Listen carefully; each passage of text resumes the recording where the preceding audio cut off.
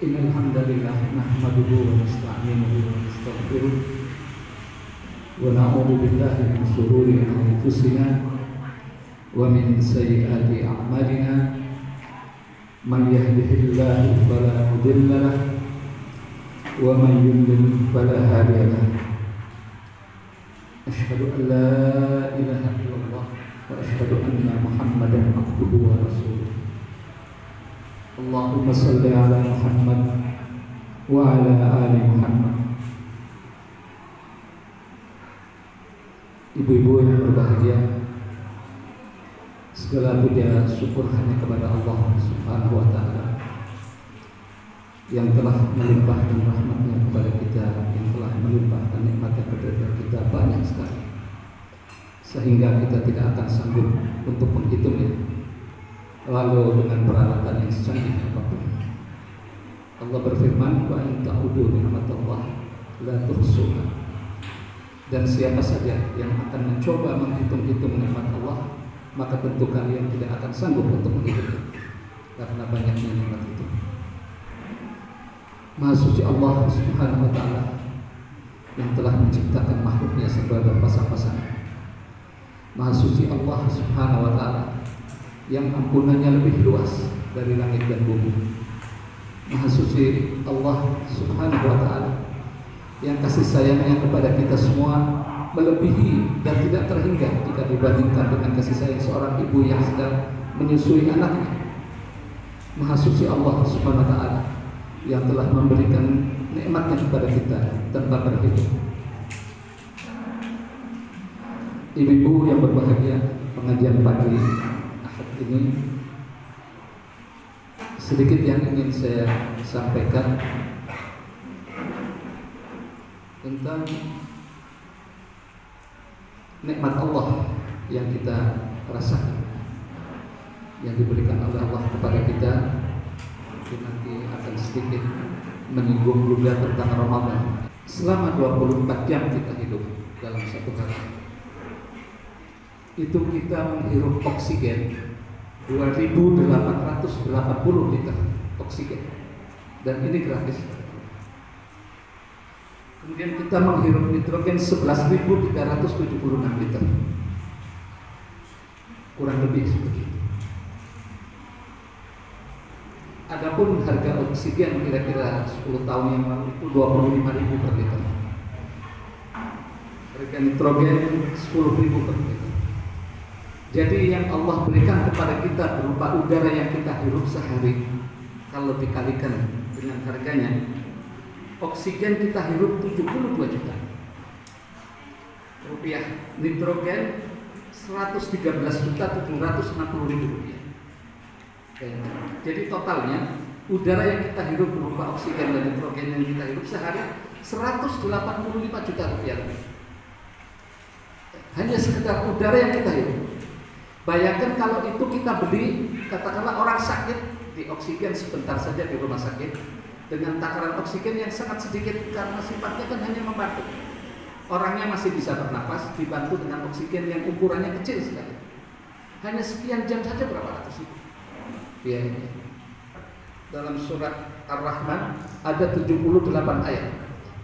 Surat Ar-Rahman 31 ayat Allah Subhanahu wa ta'ala menanyakan kepada kita, "Fa bi ayyi ala'i rabbikuma tukadziban?" Maka nikmat Allah yang mana yang kamu dustakan? 31 ayat dari 78 ayat di surat Ar-Rahman itu Allah bertanya kepada kita, maka nikmat Allah yang manakah yang kamu dustakan? Karena banyaknya nikmat itu. Dari udara saja sudah seperti itu. Triliunan kita selama kita hidup. Apalagi dari nikmat kita. Ramadan ini sesuatu yang unik. Jadi dan sesuatu yang dinanti-nantikan. Kita terkadang di grup WA itu ada yang mengingatkan kepada kita, sampai 100 hari lagi Ramadan. Masih 100 hari itu sudah kita sudah mendapatkan ingatan. Insya Allah 100 hari lagi Ramadan. Setiap perjalanannya 90 hari diingatkan lagi. Ada yang kasih tahu lagi, tinggal 30 hari lagi kita Ramadan. Terus seakan-akan Ramadan ini satu waktu yang sangat dinanti-nantikan. Padahal dia sudah mengeluarkan biaya yang sangat besar, sudah mengeluarkan tenaga, sudah mengeluarkan segala yang dia miliki untuk bisa berumrah, tetapi tidak bisa memaksimalkan umrah yang selalu dinanti-nantikan oleh dia. Begitu sudah dilaksanakan di sana, hanya sehari 2 hari dia semangat itu. Hari-hari berikutnya dianggap sudah seperti biasa saja. Inilah cepat hilangnya rasa sensitif kita dalam beribadah. Tidak kita memegangnya dengan keteguhan hati bahwa ini harus aku lakukan sebaik-baiknya sampai selesai. Tidak. Tapi begitu kita lalui sehari 2 hari sudah dianggap seperti biasa, kemudian kurang semangat lagi. Itu berbahaya. Ibadah Ramadan ini menurut satu ulama disikapi oleh seorang muslim yang mendapatkan panggilan ya ayyuhalladzina amanu kutiba alaikumusiyam. Ada 3 jenis manusia yang merasa dirinya mukmin yang dipanggil oleh Allah itu dalam sikapi Ramadan ada 3. Yang pertama, orang itu dipanggil oleh Allah dengan ayat Al-Quran surat Al-Baqarah 183 itu tidak ada rasa apa-apa. Dianggapnya bulan puasa sama tidak, bukan bulan puasa itu sama saja.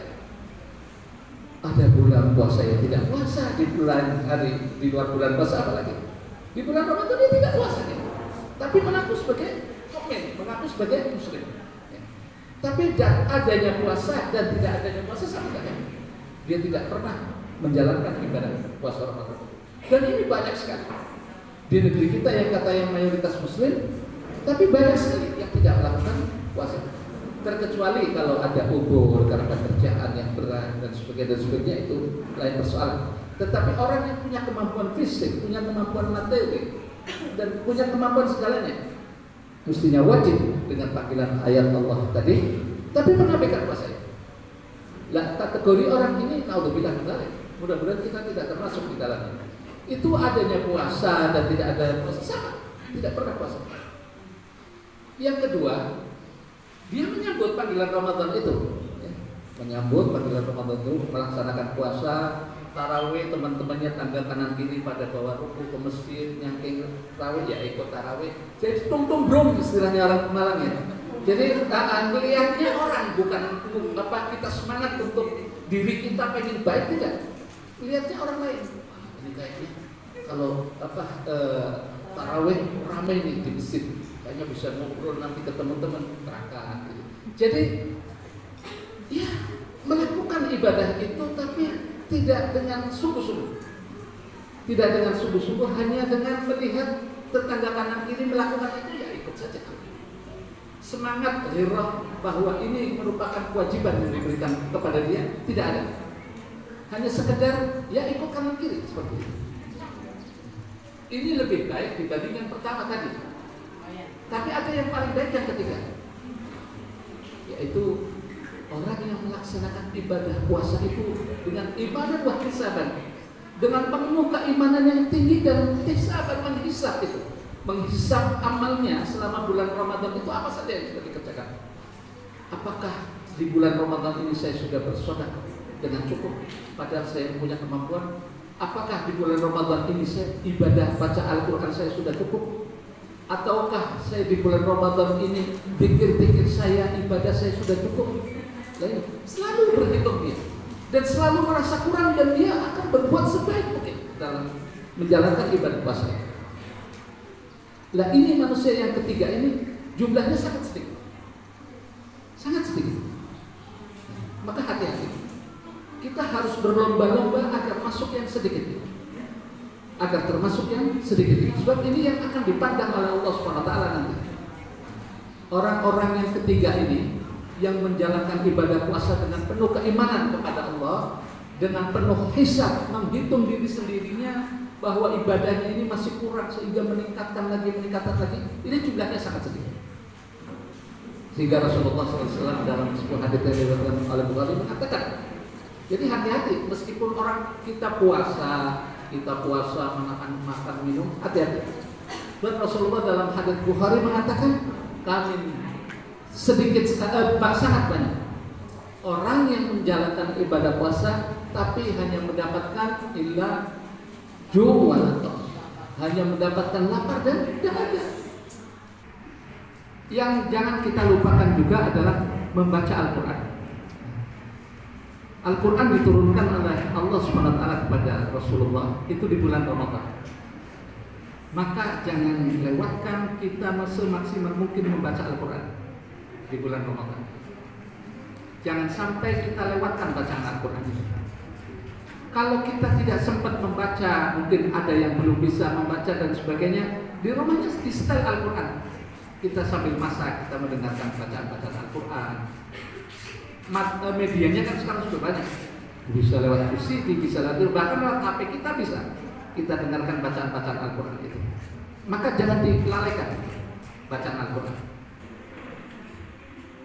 Satu contoh, ada satu kisah di zaman setelah tabi'in ya, kira-kira mungkin antara 800 Hijriah gitu, kurang lebih 800 Masehi. Itu ada seorang yang bernama Ahmad bin Isa. Ini sebetulnya nama orang tuanya ada, bukan Ahmad bin Miskin, bukan Ahmad anaknya miskin, bukan. Nama orang tuanya itu sebetulnya ada. Tapi sama masyarakat di situ lebih dikenal sebagai Ahmad bin Miskin karena keadaannya sudah miskin yang luar biasa, tidak punya apa-apa yang kira-kira bisa dimakan. Karena miskinnya sehingga masyarakat menjulukinya Ahmad bin Miskin. Sampai ketika satu saat sudah tidak ada apa-apa yang bisa untuk dimakan, sudah mentok sudah setiap hari seperti itu. Dia pergi ke satu ustaz menceritakan keadaannya seperti ini. Akhirnya sama si satu ustaz itu diberikan pancing sama yang buat ini ya, umpannya dikasihkan pada Ahmad bin Miskin. Coba, ini ada kail pancingan, ini sudah ada umpannya, coba kamu mancing di beberapa sungai di sekitar tempat kita. Mudah-mudahan engkau akan mendapatkan hasil yang cukup untuk kamu makan hari ini. Dilakukan sama Ahmad bin Miskin. Dia mancing sungai, subhanallah mendapatkan hasil yang lumayan, sampai beberapa puluh ikan. Kemudian dibawa pulang ikannya kepada istrinya. Dia bilang kepada istrinya, tolong kamu bisa masak apa ini ikan, nanti yang separuh akan saya berikan kepada Ustadz Syekh itu yang sudah memberikan kepada saya kail ini dan umpannya untuk saya mancing. Dimasak sama istrinya ikan itu. Kemudian setelah selesai dibawa sama si Ahmad bin Miskin ini separuh dari hasil tangkapannya, hasil pancingannya itu ke tempat Syekh yang memberikan kail itu. Begitu sudah sampai di rumah Syekh itu, ya Syekh, saya datang ke sini ingin membagi hasil pancingan ikan yang saya dapatkan. Kata saya itu, alhamdulillah, saya sudah cukup, makanan di rumah saya sudah cukup ada, sudah kamu bawa pulang lagi untuk anak dan istri kamu. Akhirnya pulang lagi ini. Si Ahmad bin Miskin ini hendak ke rumahnya. Begitu di tengah jalan, dia berjumpa dengan seorang perempuan yang menggendong satu anaknya dan menggandeng satu anaknya. Yang mana dengan pandangan si anak dan si perempuan itu melihat bungkusan yang dibawa oleh Ahmad bin Miskin, tidak minta. Tapi begitu tahu Ahmad bin Miskin bawa bungkusan, dia berhenti. Si perempuan itu bersama anaknya, kemudian menatap bungkusan yang dibawa oleh Ahmad bin Miskin. Kata Ahmad bin Miskin dengan tatapan mata yang saya tidak pernah melupakan mungkin seumur hidup saya. Saya merasa berharap sekali untuk diberikan kepada si perempuan itu dan anaknya. Jadi tatapan mata si perempuan itu dan anaknya kayak berharap sekali bahwa Ahmad bin Miskin untuk menyerahkan bungkusan itu kepada dia. Karena sudah kelaparan si perempuan itu sama anaknya.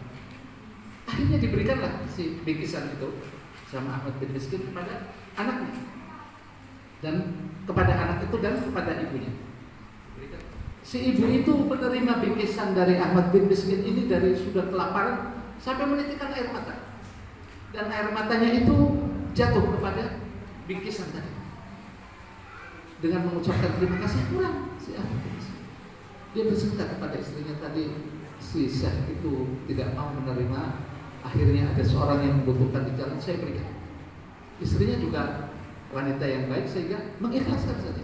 Ya sudah, alhamdulillah kita masih dalam keadaan seperti ini, masih bisa memberi. Sudah selesai. Kira-kira beberapa waktu kemudian setelah Ahmad bin Miskin memberikan bantuan kepada si perempuan yang membutuhkan tadi, yang kelaparan sama anaknya, itu datang satu orang, satu rombongan dengan beberapa puluh unta, dikawal oleh beberapa puluh orang, mendatangi desa itu mencari ayahnya Ahmad bin Miskin, rumahnya ayahnya Ahmad bin Miskin. Dicari, bertanya ke beberapa orang tua di situ. Oh, si fulan sudah meninggal, ayahnya Ahmad bin Miskin sudah meninggal, sudah sekian tahun yang lalu meninggal. Tapi kalau kamu mau, kalau begitu, kata si orang yang membawa unta dengan perhiasan, dengan pakaian-pakaian yang sangat banyak, dengan berbagai macam ini harta benda, dibawa oleh sekian unta. Kalau kamu mau ketemu sama anaknya, ada, namanya Ahmad bin Miskin. Dia dijuluki Ahmad bin Miskin karena keadaannya memang miskin sekali. Kalau begitu saya mau ketemu dengan anaknya. Diantarlah ke rumah Ahmad bin Miskin. Sampai ketemulah dia dengan Ahmad bin Miskin. Kemudian si orang tua ini yang membawa barang dagangan dan emas dan segala macam itu yang sangat banyak itu, berkata kepada Ahmad bin Miskin, dulu sekian puluh tahun yang lalu, 30 atau sekian 30-40 tahun yang lalu, saya jadi saudagar yang sangat besar, kata orang tua itu. Kemudian pada saat saya akan ke Syam, lewat di jalan sini, saya dibegal di tengah jalan oleh banyak perampok. Semua harta benda saya, kuda-kuda saya, unta saya diambil semuanya sama rampok itu, sehingga saya tidak punya apa-apa lagi. Dalam keadaan saya terlantar dan saya tidak punya apa-apa, saya dalam keadaan lapar, saya berjumpa dengan ayah kamu. Kemudian saya diajak pulang ke rumah ayah kamu. Jadi ayahnya Ahmad bin Miskin dulu orang yang kaya raya, orang yang kaya raya. Saya diajak pulang ke rumah ayah kamu, saya dikasih makan sampai 2 hari, minat di situ. Kemudian saya dikasih seekor unta sama ayah kamu dengan beberapa dinar uang untuk saya bisa berniaga lagi. Dan pesan ayah kamu ini sekian dinar uang, mudah-mudahan kamu bisa berniaga, karena kamu seorang saudagar yang sudah punya relasi yang banyak. Mudah-mudahan dengan bekal ini kamu bisa menjadi orang yang maju lagi. Sampai dalam waktu 5-10 tahun saya sudah menjadi kaya raya lagi dengan bekal modal dari ayah kamu. Saya ingin berkunjung ke sini untuk memberikan manfaat kepada ayah kamu, tapi waktunya terlalu sibuk sehingga saya merasa berdosa sampai ayah kamu sudah meninggal. Dan ini saya bawa berbagai macam perbekalan, ada emas, ada segala macam juga, pakaian-pakaian yang sangat, waktu itu sangat mahal ya. Pakaian zaman itu kan belum ada pabrik, sehingga kalau orang bisa berpakaian itu sudah luar biasa, dengan berpakaian yang sangat layak. Akhirnya diterima sama Ahmad bin Miskin, dan jadilah Ahmad bin Miskin itu orang yang terkaya di kampung itu, mengalahkan saudagar-saudagar yang ada di situ. Kembali kepada tadi yang saya katakan, bahwa kayanya Ahmad bin Miskin itu bukan karena usaha dia, tapi karena kebaikan ayahnya dulu bersodakoh kepada seorang yang membutuhkan, saudagar yang sudah tidak punya apa-apa lagi, sudah lapar, dibantu, diberi modal dan sebagainya. Ayahnya tidak merasakan, dia meninggal sudah. Tapi jatuh kepada anaknya Ahmad bin Miskin yang tidak tahu menau itu. Ahmad bin Miskinnya masih kecil waktu itu, tidak ngerti, tidak tahu menau, ternyata mendapatkan kebaikan yang sangat besar sekali, sehingga menjadikan dia menjadi orang yang paling kaya di kampung.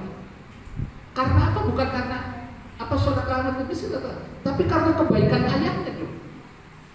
Ayahnya dulu.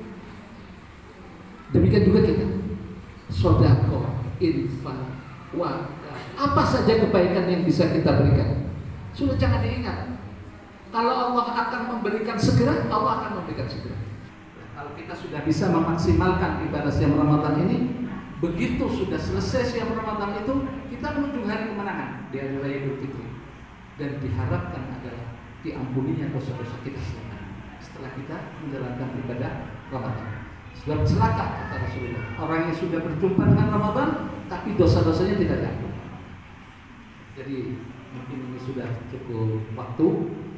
Ini sudah mungkin cukupkan sampai di sini. Mudah-mudahan ada manfaatnya khususnya untuk diri saya sendiri dan untuk ibu-ibu semua dalam rangka akan menghadapi ibadah Ramadan. Assalamualaikum warahmatullahi wabarakatuh.